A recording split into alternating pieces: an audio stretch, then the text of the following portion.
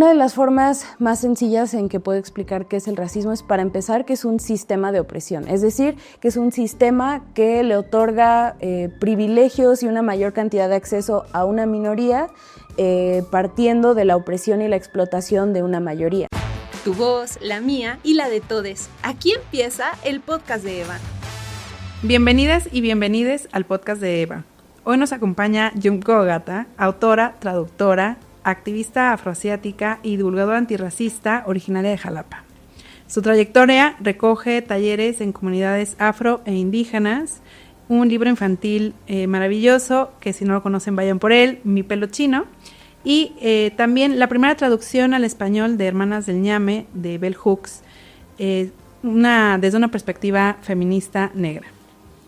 Hoy nos viene a platicar de su nuevo libro, Quiero ser antirracista, donde nos invita a hacer algo más que solo enunciar buenas intenciones. Nos propone una práctica cotidiana, incómoda pero esperanzadora, del antirracismo. Así que hoy vamos a conversar con Yumko sobre racismo, feminismo, privilegios y cómo crear futuros posibles. Yumko, bienvenida a la cadena. Muchas gracias, muy contenta de estar por acá. Muchas gracias. Cuéntanos primero, ¿qué detonó la escritura de Quiero ser antirracista? Sí, justo este libro partió de mi experiencia personal, tanto haciendo activismo digital como los talleres que he realizado en persona desde hace varios años, y pensando como cuáles eran las temáticas más comunes, las preguntas más comunes que surgían en estos espacios, ¿no? Y fue un proceso muy enriquecedor porque me fui dando cuenta de cuáles eran las dudas que más tenían las personas en los espacios que yo facilitaba, y entonces era como, la semillita como de, alguien debería hablar de esto, ¿no?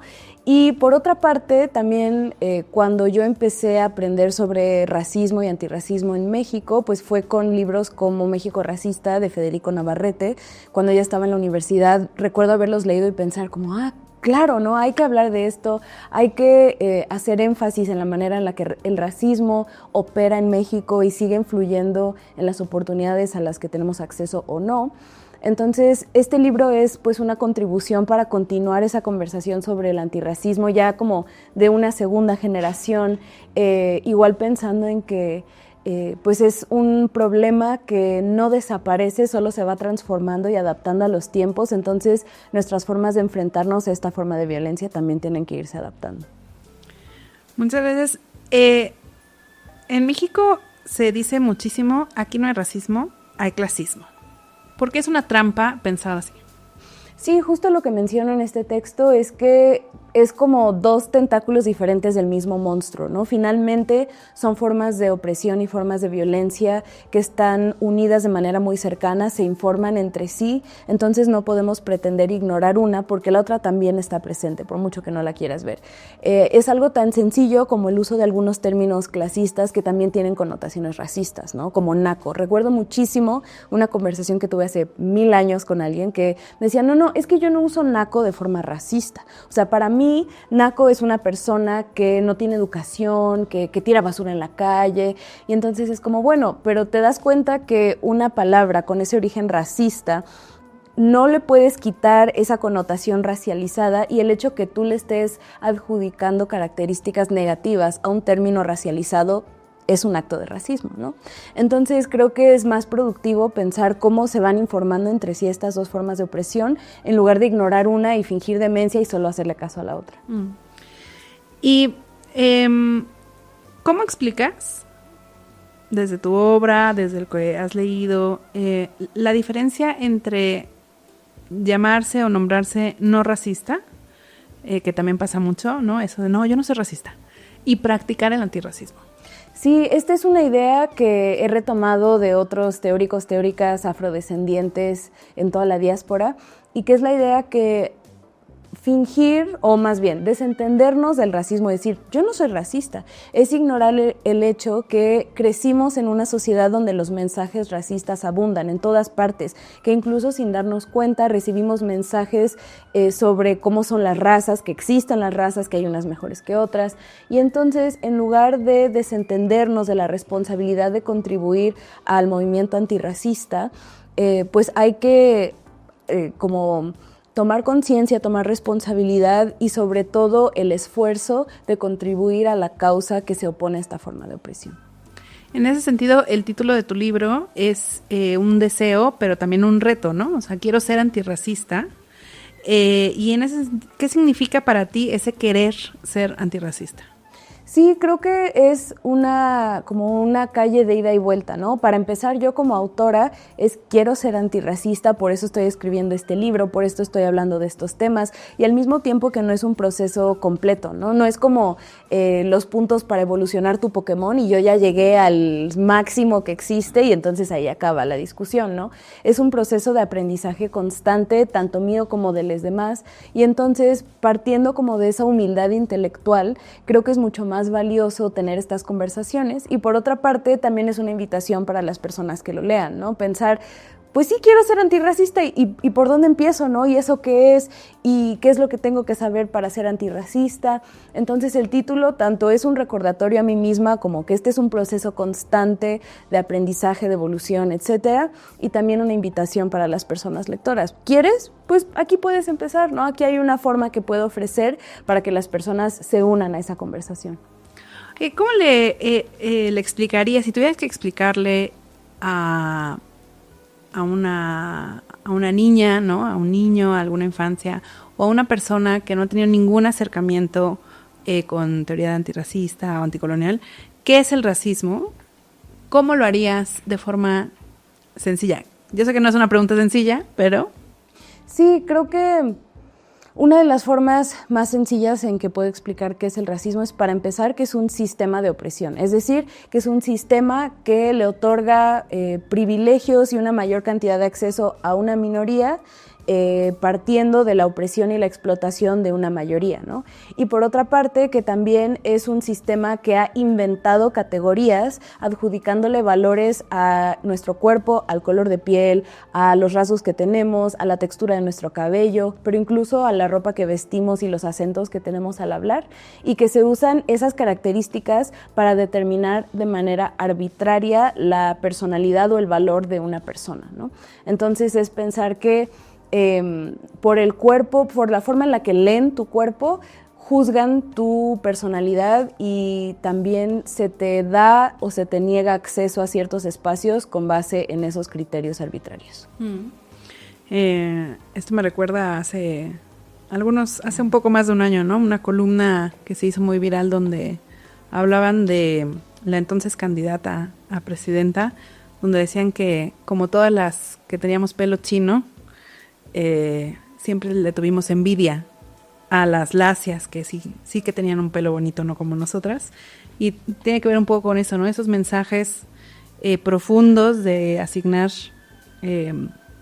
valores, ¿no? a las personas por estas categorías inventadas. Tú, en general, en varios espacios te defines como afroasiática, ¿no? En un país donde estas identidades están muy invisibilizadas, sino que abiertamente negadas. ¿Cómo esto ha moldeado tu mirada, tu activismo? Sí, pues justo muchas de las primeras conversaciones y encuentros que tuve sobre racismo y antirracismo partieron de mi experiencia particular, porque o por una parte me preguntaban que de dónde era mi nombre y eres extranjera, y como tener que explicar que no, que yo, mi papá, mi abuela nacieron en este país, ¿no? Por un lado. Y por otra parte, sobre todo cuando llegué a la Ciudad de México a estudiar, como esto de, ¿y de dónde eres? Porque te ves como que no eres de aquí, y como que no eres colombiana, no eres cubana, y entender como los códigos que estaban detrás de esos comentarios, ¿no? Porque al principio es como, tengo una bandera aquí de otro país, o ¿por qué asumes que soy de otro lado, no? Y luego aprender que esos solo son pues como códigos sutiles para decir tú no te ves como una mexicana, porque hay esos mensajes de que hay personas que sí se ven mexicanas, ¿no?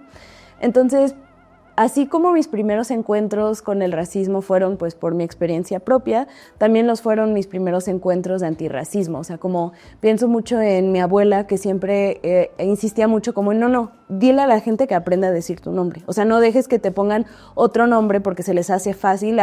No puedo decir Junco, bueno, te voy a decir Julia, ¿no? Porque hay JU o qué sé yo. Y también como de esa necesidad de preservar y defender nuestra propia dignidad, que creo que va muy vinculado con la lucha antirracista, ¿no? O sea, como de no permitir que se impongan narrativas falsas sobre nuestros cuerpos porque se le hace más fácil a alguien más referirse a nosotros de esa forma. Hablando así que la batalla sobre nuestros cuerpos, ¿no?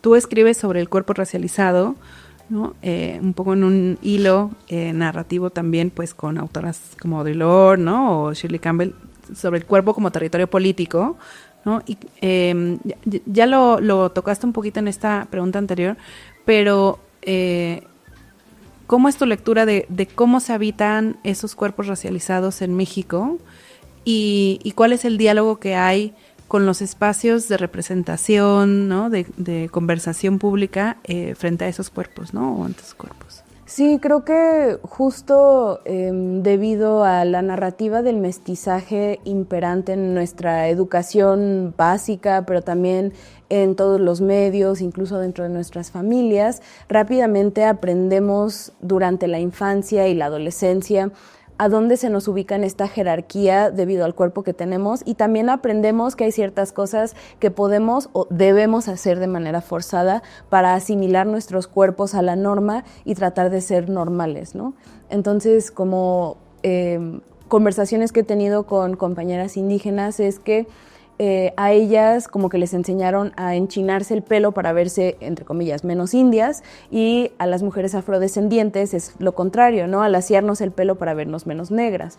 Entonces creo que también cuando hablamos del cuerpo y la manera en la que lo habitamos, también creo que está muy atravesado por el género, ¿no? Como a las mujeres y a los sujetos feminizados siempre se nos ha obligado a habitar una feminidad muy blanca, o sea, que tratemos de aclarar nuestra piel, tener el pelo lacio, o que los ojos de colores son más bonitos que los ojos oscuros, pero también como esta hipersexualización de nuestros cuerpos, ¿no? de las mujeres racializadas, y que funciona distinto para las mujeres negras, para las mujeres indígenas, las mujeres asiáticas.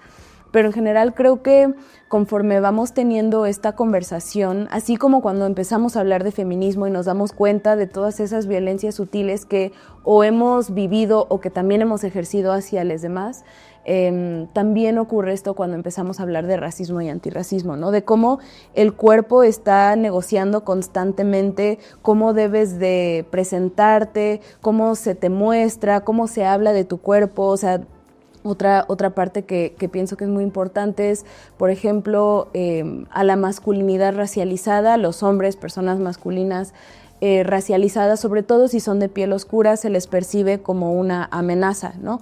Y entonces es como este círculo vicioso donde se te percibe como amenaza, te tratan como tal, y tú también vas interiorizando que, bueno, entonces como que yo soy el malo, yo tengo que portarme de cierta forma porque esta es la expectativa que se tiene de mí, ¿no?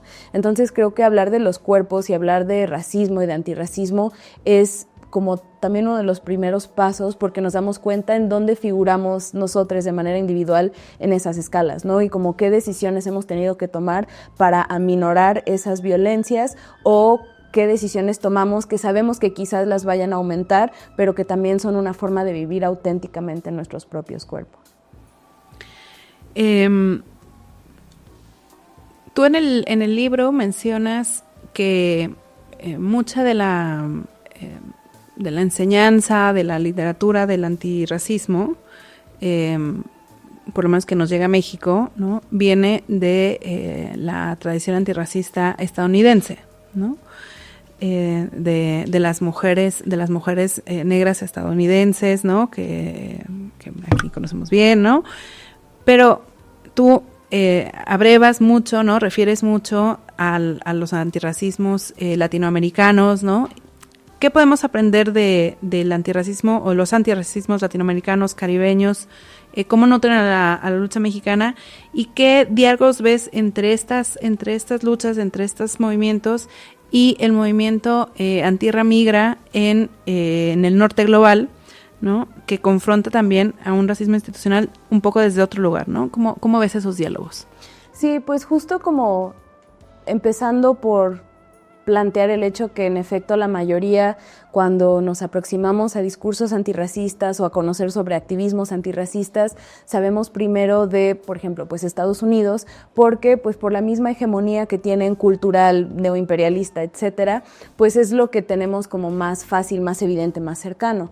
Y creo que por un lado está muy bueno ver las formas de resistencia en esos espacios, ¿no? Como como le llaman, como en la barriga de la bestia, y al mismo tiempo ver cómo se articulan esos mismos discursos en otros territorios, en otras latitudes, porque de pronto con Estados Unidos también tenemos algunas diferencias muy importantes, ¿no? Tanto en la manera en la que se trató a las poblaciones indígenas y negras, inmigrantes, pero también en, por ejemplo, pues todo lo que tenemos en común los países latinoamericanos sobre estos discursos del mestizaje y la asimilación, ¿no? Aunque también ha habido muchas dinámicas de segregación racista en América Latina, el discurso creo que ahí es la clave, ¿no? El discurso reside mucho en, sí, son razas inferiores, pero sí adoptan nuestros valores, sí dejan su cultura trazada, sí se mudan a la ciudad, sí tienen una forma de vida civilizada, entre comillas, pues entonces podrán llegar a ser como nosotros. No nosotros, pero lo más parecido. Y dentro de mi propio proceso me abrió muchísimo los ojos, por ejemplo, empezar a leer a teóricas y teóricos del Caribe, y del Caribe angloparlante, francoparlante, hispanoparlante. También creo que de pronto olvidamos lo diversa que es esta región y también que México, una parte de México forma parte del Caribe, ¿no? El llamado Gran Caribe que plantean teóricos como Antonio García de León, que es un historiador veracruzano también, y como ver que había muchos fenómenos, muchas dinámicas que describían estas personas y que decía, esto sí se parece al caso mexicano, ¿no? O sea, personas como, no sé, Frantz Fanon, M.C. Ser, los teóricos de la negritud como Senghor, que bueno, era senegalés, pero estuvo muy activo en este movimiento con autores de Martinica, las hermanas Nardal, que también eran hermanas, pues no antirracistas, vivieron en la época de los 30, pero digamos el movimiento de la negritud en Francia, y también actualmente, por ejemplo, Puerto Rico, que está en este espacio un poco como entre medias, porque entre que un poco son parte del imperio estadounidense, pero al mismo tiempo no lo son. Ahí también creo que hay muchas claves bien importantes para plantear el antirracismo acá, ¿no? Como también la ocupación del territorio. Y no puedo dejar de hablar de antirracismo sin mencionar el caso de Brasil, que creo que nos hace falta mucho trabajo para hacerle justicia al pensamiento brasileño acá en México, particularmente el afrobrasileño, porque, bueno, lo digo como traductora, no se traduce lo suficiente, pero pensadoras como Yamila Ribeiro, como Cida Bento, como Adilson Moreira, incluso escritores, digamos, que se dedican más bien a la literatura, pero que abordan estos temas desde la literatura, como Itamar Vieira, como Jefferson Tenorio.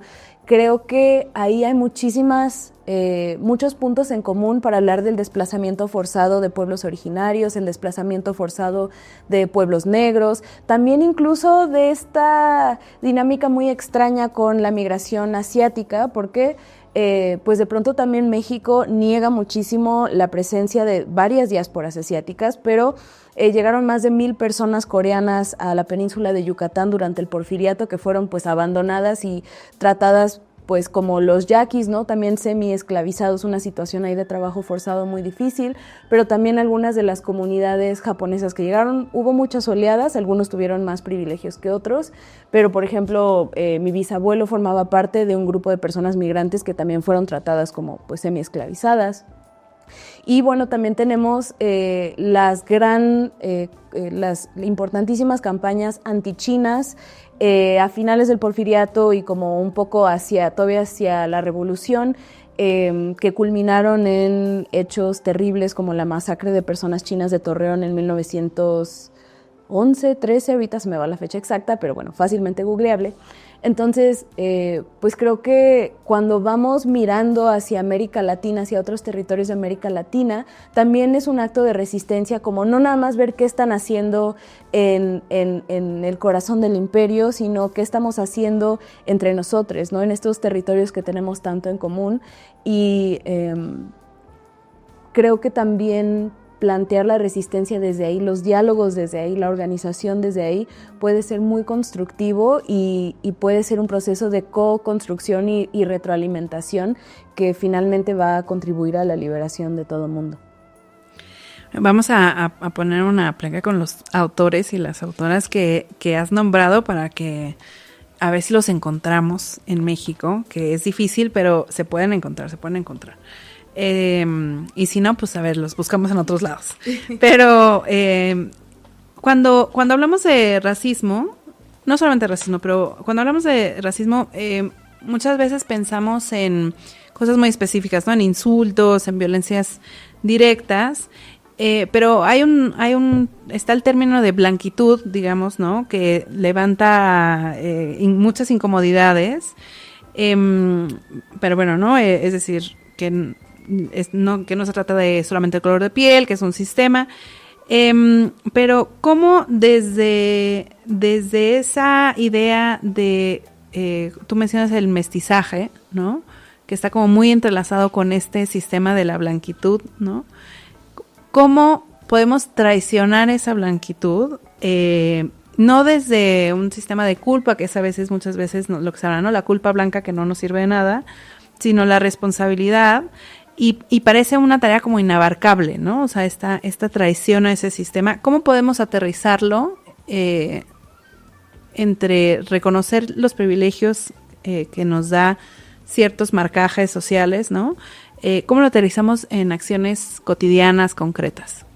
Sí, cuando hablo de toda esta parte de la blanquitud en el libro, bueno, también como contexto, el final de cada capítulo trae unas preguntas, ¿no? Porque justo la idea es que no es un manual prescriptivo en la clave de paso A, B y C y ya, hiciste tu trabajo, ¿no? Sino más bien un profundo proceso de reflexión, de entender a dónde nos insertamos en ese sistema de manera individual. Y cuando hablo de la blanquitud, justo hago esta gran diferencia entre blanquitud y tener la piel blanca, ¿no? Porque aunque una persona de piel blanca puede encarnar la blanquitud, no es el único caso, ¿no? O sea, todo mundo puede actuar de esa forma o como bajo esa lógica. La blanquitud fundamentalmente se trata de este sistema de valores, justo de una forma de moverse en el mundo, pero también una manera de entenderse como lo único, válido, verdadero, auténtico, etcétera, y del desprecio por otras formas de conocimiento, otras formas de vida, e incluso por pues otros colores de piel y características físicas. Entonces, cualquiera puede encarnar la blanquitud. Es como esta idea de mejorar la raza, ¿no? Como muchas tías o mamás o papás o personas en nuestra familia dicen eso y a veces nos puede parecer hipócrita porque son personas que no son blancas los que dicen que hay que mejorar la raza. Entonces esa es una forma en la que estamos viendo cómo funciona la lógica de la blanquitud. Quizás no sean personas blancas, pero están impulsando esas ideas de que hay que mejorar la raza. Entonces ahí creo que hay muchas formas de como ponernos a la blanquitud y un buen primer paso es hacer ese proceso de concientización de cuándo hemos impulsado estas ideas, cuándo nos hemos expresado de esta manera y por otra parte acompañando ese proceso de reflexión propio hacia afuera pensar qué puedo dejar de hacer, qué puedo cambiar en mi manera de relacionarme con los demás que deje de reiterar estas ideas, ¿no? Que deje de impulsarlas. Y creo que escuchar en este proceso, el acto de escuchar, pero no nada más por encimita como algo superficial, sino realmente hacer el esfuerzo por entender cómo viven otras personas, cómo, pues sí, cómo son otras realidades, es un paso muy importante para dejar de encarnar la blanquitud, ¿no? Y como creo que este proceso no es fácil, requiere también de, como decías, dejar de lado la culpa, pero, o sea, pensar como la incomodidad también te ayuda a crecer, y es algo que también menciono en el libro, ¿no? Las personas que lo lean quizás se sientan incómodas en varios puntos y sea como, híjole, ladrillazo, ¿no? Ay, sí he hecho esto, uy, sí he pensado de esta forma. Y que esa incomodidad te lleve hacia un lugar productivo, ¿no? No residir únicamente en la culpa y en esa incomodidad, porque no nos sirven de nada. No solo para el antirracismo, sino en general, para hacer cualquier cosa, es mucho más fácil hacerlas cuando estás actuando desde un lugar o de goce o de interés o de curiosidad, que de estos sentimientos, pues, incómodos, dolorosos, negativos. Entonces, creo que la incomodidad es como un poco el trampolín que tiene que sacarte de tus casillas, que te tiene que recordar que no habites cómodamente esta realidad tan desigual, y a partir de ahí ver, bueno, ¿y qué puedo hacer para cambiar esta situación, al menos en mi esfera inmediata de influencia? Sí, estas preguntas que, como dices, ¿no? Que nos incomodan, y sostener esa incomodidad y pensar qué podemos hacer con ella, ¿no? Esta es una pregunta un poquito doble, un poco de tu libro y de tu experiencia como traductora también. Como dijimos al principio, tú tradujiste a Bell Hooks, ¿no? Y la pregunta es un poco ¿por qué importa, ¿no? Quién traduce y desde dónde traduce, y al mismo tiempo, ¿por qué importa quién escribe y desde dónde escribe? Y hay obras que solo deberían ser traducidas o ser escritas desde ciertas experiencias situadas, o no. ¿Cuál es tu opinión sobre esto? Sí, pues como todo lo que les voy a contar ahorita, es parte de mi experiencia como lectora, escritora y traductora, que son 3 caminos que convergen, pero que llegan a ser de pronto muy sui generis y se necesitan habilidades muy específicas para estar en cada papel, ¿no?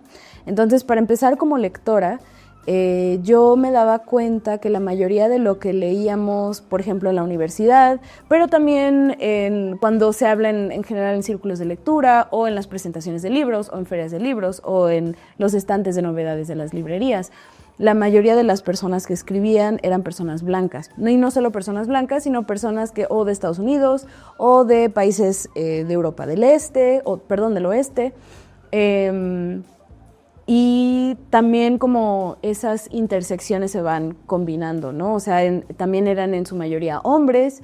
Cuando te dan estas listas incluso en internet, ¿no? Como los 100 clásicos que tienes que leer antes de morir, eran puros hombres blancos estadounidenses, y también como de un periodo muy específico de tiempo, ¿no? Como finales del 19, principios del 20, parece que después de 1950 ya nadie escribe bien, y esa es una parte, ¿no?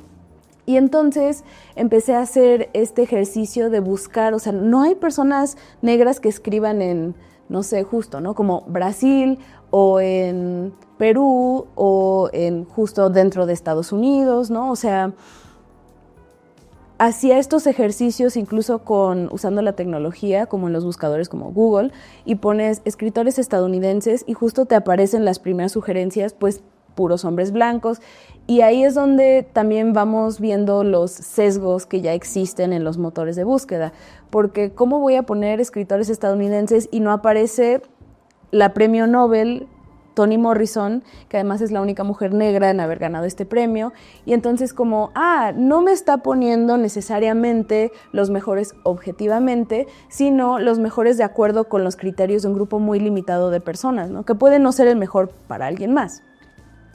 Y entonces, conforme fui explorando y conscientemente buscando lecturas de personas que no necesariamente pertenecían a ese canon, o que siempre estaban como relegadas en esos segundos planos porque eran mujeres, o eran personas racializadas, o eran personas de la comunidad LGBT, etc., fui encontrando, se expandió mi horizonte de una manera así brutal. Hasta la fecha he encontrado algunas de mis lecturas favoritas haciendo ese ejercicio como de buscar a ver quién escribe en estos territorios, y como darme cuenta que la narrativa también es una herramienta que puede cuestionar o reforzar como el poder, ¿no? Las narrativas sobre el poder.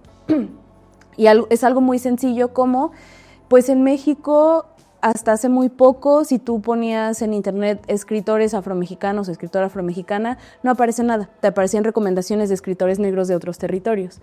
Entonces, como un poco en el discurso oficial no existe la escritura afromexicana, ¿no?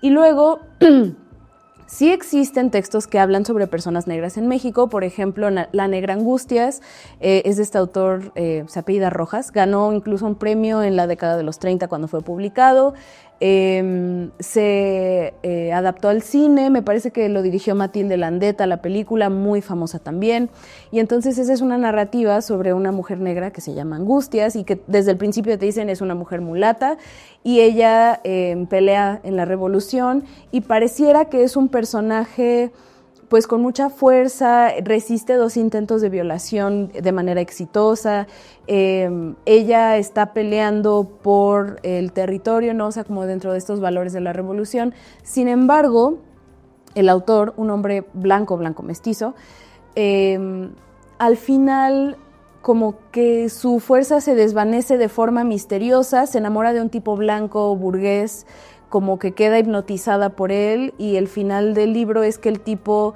cobra la pensión de ella y la tiene como ama de casa, pero como de amante, ¿no? Escondida y vive a costa de ella. Y entonces toda esta narrativa que te fueron construyendo que dignificaba a las mujeres negras en México desaparece y es como, bueno, pero finalmente recuerda cuál es tu lugar, ¿no? Y entonces, ¿qué pasa para juventudes afromexicanas que, por ejemplo, solo encuentran eso? Y claro, ahora creo que hay un esfuerzo maravilloso, por ejemplo, desde Limba. Hace 1 o 2 semanas fue el Encuentro Nacional de Escritoras Negras Afromexicanas y publicaron una antología que acompaña a ese evento que fue aquí en el Palacio de Bellas Artes. Entonces, es como, de pronto encuentro mucha resistencia y mucho tirarse al piso por parte de quienes no forman parte de alguna comunidad históricamente violentada y quieren escribir sobre esa comunidad, ¿no? Como, entonces ahora no tengo permitido escribir sobre esto, o como se me censura, ¿no? Y como estas expresiones súper dramáticas, sobre todo como si tuviéramos el poder de hacer una censura así, ¿no? Y más bien, cuando me preguntan eso, mi respuesta es otra pregunta y es como, bueno, ¿no se te ha ocurrido que quizás todo un grupo de personas ha tenido que vivir con las consecuencias de narrativas que otras personas escriben sobre ellas, en lugar de vivir con las narrativas que ellas mismas escriben sobre sus comunidades, sus cuerpos, sus individualidades? Entonces, no es que tengan prohibido escribir, si yo no soy de esa comunidad, no puedo escribir sobre ella. Sin embargo, creo que sí es un ejercicio muy, muy prudente y muy productivo preguntarnos por qué no existen más personas afromexicanas que escriben sobre ser afromexicanas y por qué hay miles de académicos blancos que han hecho sus carreras escribiendo sobre comunidades afromexicanas y que al final como ¿a quién benefician esas dinámicas, no? ¿Qué dinámicas de poder está reforzando esa capacidad de narrar o de que se le ponga atención a lo que tú narras? Y por otra parte, pensando en la traducción, creo que también hay 2 matices ahí, ¿no? Por un lado, la traducción en general es un trabajo muy menospreciado, no es valorado lo suficiente, muchas veces ni siquiera aparecemos en la portada, ¿no? Se tradujo del japonés al español por obra de magia, al parecer, y ahí ya está como ese primer acto de invisibilización, porque la traducción también es un acto creativo de escribir, no es nada más como de que blue es azul a la imprenta, ¿no? Sino que hay que saber traducir muchos matices culturales, expresiones, transmitir como el nivel de formalidad quizás, y también es un acto altamente creativo, ¿no? Por eso hay premios como el Booker, que es un premio inglés súper importante literario, que cuando te dan el premio, te lo dan a ti como autor, autora, y se lo dan a la persona que lo traduce, porque también están reconociendo que pues de pronto es un poco casi como reescribir el texto, ¿no? No va a ser igual, pero lo importante es tener como ese puente. Entonces, ocurre lo mismo. La mayoría de las personas que traduce son personas blancas y a veces, no siempre, hay personas que traducen, que son personas blancas, que no investigan a profundidad el contexto de los textos originales y entonces como, bueno, ¿qué importa? Y ponen lo que sea y mucha de la sustancia del libro, de la narrativa, se pierde por un descuido.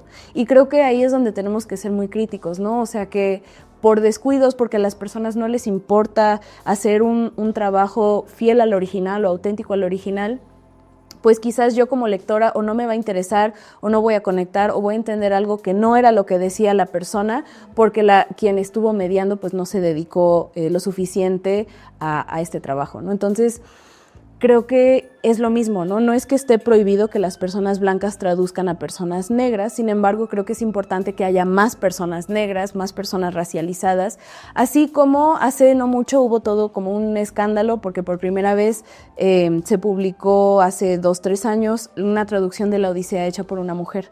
Y también es muy fuerte pensar de todos los matices que nos habíamos estado perdiendo, porque solo los hombres con el como lugar social que ocupan no habían pensado en interpretar el texto de X o Y manera, ¿no? Porque también uno no lee los textos como son los textos, sino como somos nosotros como lectores. Así que, bueno, como que lo malo es que yo podría estar otra hora hablando solo de esto, pero creo que sí es muy importante que haya más personas racializadas, más mujeres, más personas de la comunidad LGBT participando de manera activa en la creación de nuestras narrativas y no solo lidiando con las consecuencias de lo que otras personas dicen sobre nosotros.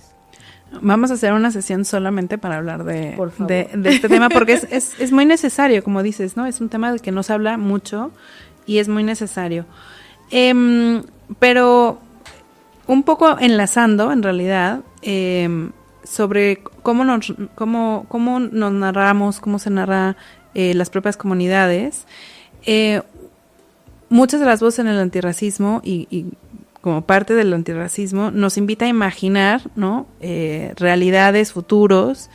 A mí no me gusta decir futuros porque es como, no, yo quiero ahorita, ¿no? Pero realidades más allá de la colonialidad, ¿no? ¿Qué horizonte antirracista soñas tú para México? Y en ese sentido, ¿qué esperas que tu libro despierte en las jóvenes, los jóvenes que lo leen y que se imaginen ese futuro? Sí, creo que a veces podemos caer en un gran pesimismo respecto a pues, todas estas formas de opresión imperantes porque parecen eternas, o sea, como que siempre han existido, que siempre han estado ahí y que no se puede vivir de otra forma. Sin embargo, pues si vemos como toda la historia de la humanidad, la colonización como tal, como lo conocemos ahora, como que el que dio lugar al desarrollo del racismo tal y como existe ahorita, tiene 500 años más o menos, ¿no? De pronto puede sonar como, híjole, 500 años vamos a tardar, y quizás sí, quizás sea un poco más, pero creo que lo importante es recordar eso, su impermanencia, que parte de las victorias del racismo, del colonialismo, es que nos hacen pensar que es una forma normal, natural e única de existir y de hacer las cosas. Y cuando, sobre todo, la educación como los libros de historia de la primaria o los discursos, o sea, ahorita Salinas Pliego publicó un video de inteligencia artificial con Benito Juárez diciendo, échale ganas, yo también pude, ¿no? O sea, la manipulación de las narrativas también nos hace pensar que las cosas siempre han sido así y que no hay otra manera y que es inútil tratar de hacer alguna modificación. Sin embargo, así como siempre ha existido violencia colonial, o bueno, 500 años, siempre ha existido resistencia y siempre ha existido rebelión ante esas formas de resistencia. El problema es que no siempre las conocemos con la misma claridad con la que conocemos pues, las victorias del colonialismo.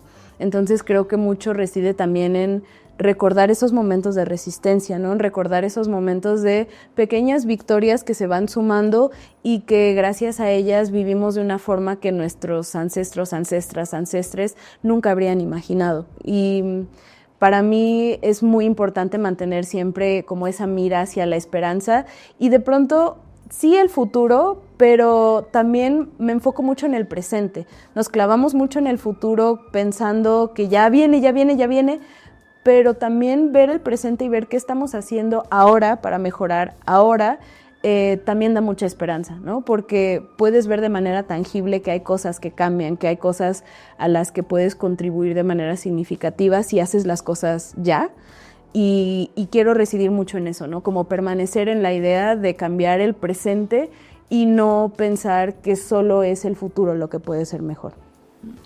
Y para cerrar y enlazar un poquito más o andar un poquito más en esto, ¿qué te sostiene a ti, ¿no? De forma muy personal o tan personal como nos quieras contar? ¿Qué te sostiene a ti para seguir escribiendo, para seguir traduciendo y para seguir militando en un entorno en el que hay veces que nos dan ganas de renunciar? Sí, pues para empezar, algo muy básico y es como un malentendido que muchas personas tienen. Mucha gente cree que vivo aquí en la ciudad porque vengo mucho a eventos y como que también todo está tan centralizado que se asume que para tener una carrera o ser conocida de alguna forma hay que vivir en la Ciudad de México. Y mi primera resistencia antirracista es no hacerlo, por mi bienestar, porque hay córrele aquí, yo tengo cosas de salud que si yo viviera aquí 24/7 todo el año ya estaría toda reventada. Y para mí es como, bueno, quizás sí hay cosas que estoy sacrificando por no vivir en esta ciudad, pero mi bienestar es más importante que eso, ¿no? Mi bienestar es más importante que pensar si voy a ganar más dinero o si voy a vivir en un lugar más grande, más chico. Y para mí estar dentro de mi comunidad, que es como de pronto todo Veracruz, es lo primero que me sostiene. O sea, ir al tianguis los domingos, cocinar cuando tengo tiempo y oportunidad, como creo que también desafortunadamente tenemos una idea del activismo como muy judeocristiana de sacrificio, de sufrimiento, de dolor, de martirización. Y esos discursos le son funcionales a los sistemas de opresión porque si una está cansada, reventada, sin dormir, con la salud y si luego vemos, pues estos movimientos no son sostenibles. Y también como ese sentido de urgencia de que hay que hacer algo ya, nos mantiene constantemente en alerta y en ansiedad y como, pues de nuevo, no está contribuyendo a hacer movimientos sostenibles. Entonces, ahora sobre todo en los últimos años, porque sí hubo un tiempo en el que ya me había reventado como bajo esa lógica de que hay que hacer todo ya ahorita y resolverlo. Ahora ya estoy en un momento en el cual pienso en qué va a hacer o qué va a nutrir algo a la larga, algo sostenible, algo en el que todo el mundo quiera continuar y que no sea, bueno, estuve militando 3 meses y ya no puedo más y me voy a salir y ya nunca regreses, ¿no? Entonces, para mí también tiene que ver con hacerme tiempo para salir a caminar, para leer libros con calma. Nunca voy a publicar en mis redes, este año leí 747 libros, porque no es el caso, ¿no? No importa qué tanto se haga, sino la calidad con la que lo hagamos. Y ahí es donde estoy ahora como invirtiendo mis esfuerzos, tratar de quizás no resolver todo ahora, pero hacer algo que a la larga pueda tener un resultado de mayor impacto. Pues muchísimas gracias, Yumko, por tu charla. Verdaderamente podríamos estar mucho rato aquí hablando de esto, sería maravilloso, pero bueno, conversar contigo nos recuerda que el racismo no es una cosa de otro lado, no es algo que aquí no pasa, está aquí, está en nuestras familias, está en las escuelas, en las pantallas.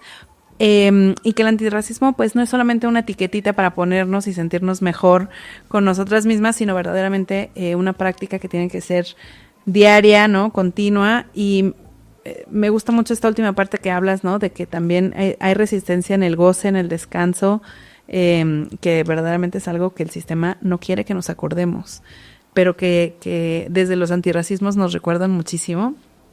Y tú ahora, así que muchas gracias. Quiero ser antirracista es un libro que nos incomoda, pero también nos invita a imaginar estas realidades posibles que están distintas. Y Yumko, muchísimas gracias por acompañarnos en este episodio del podcast de Eva, por ayudarnos a preguntarnos qué vamos a hacer hoy para ser antirracistas activamente y por crear estos mundos y estas realidades y estos futuros que queremos en nuestra vida. No, muchísimas gracias por la invitación, un gusto estar acá. Muchas gracias.